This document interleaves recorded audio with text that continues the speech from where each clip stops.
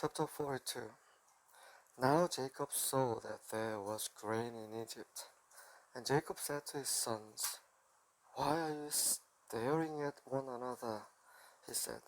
"Behold, I have heard that there is grain in Egypt. Go down there and buy some for us from that place, so that we may live and not die." Then 10 brothers of Joseph went down to buy grain from Egypt. But Jacob did not send Joseph's brother Benjamin with his brothers, for he said, "I am afraid that harm may befall him." So the sons of Israel came to buy grain among those who were coming, for the famine was in the land of Canaan also.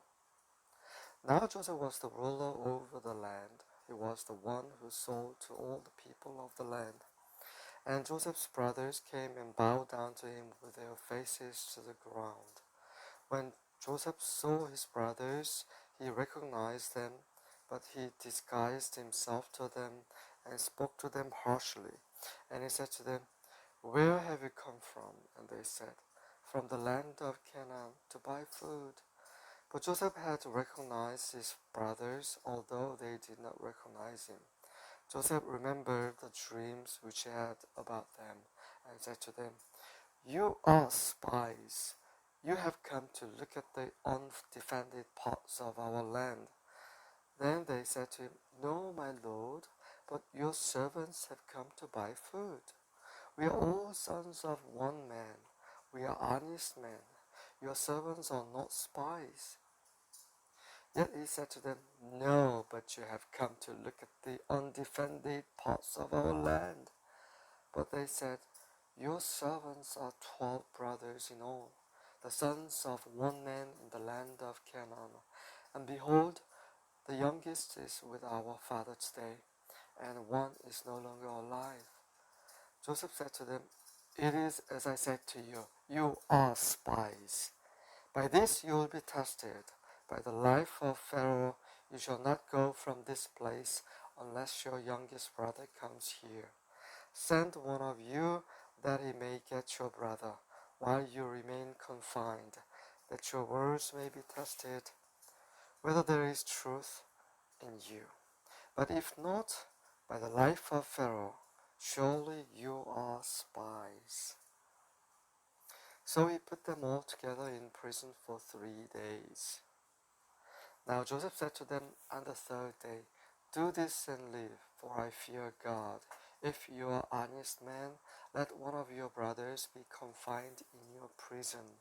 But as for the rest of you, go, carry grain for the famine of your households, and bring your youngest brother to me, so your words may be verified, and you will not die." And they did so. Then they said to one another, "Truly we are guilty concerning our brother, because we saw the distress of his soul when he pleaded with us, yet we would not listen. Therefore this distress has come upon us." Reuben answered them, saying, "Did I not tell you, do not sin against the boy?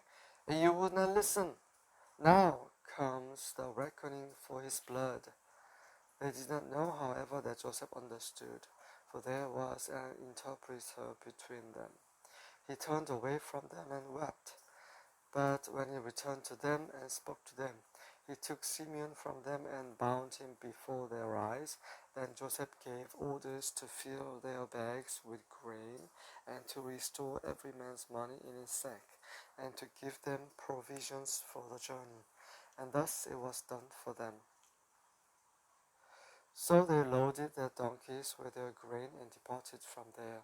As one of them opened his sack to give his donkey fodder at the lodging place, he saw his money, and behold, it was in the mouth of his sack.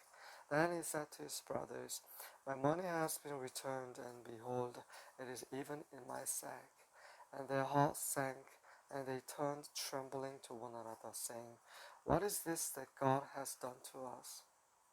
When they came to their father Jacob in the land of Canaan, they told him all that had happened to them, saying, "The man, the lord of the land, spoke harshly with us and took us for spies of the country.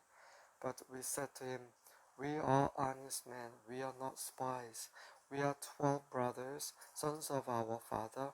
One is no longer alive, and the youngest is with our father today in the land of Canaan.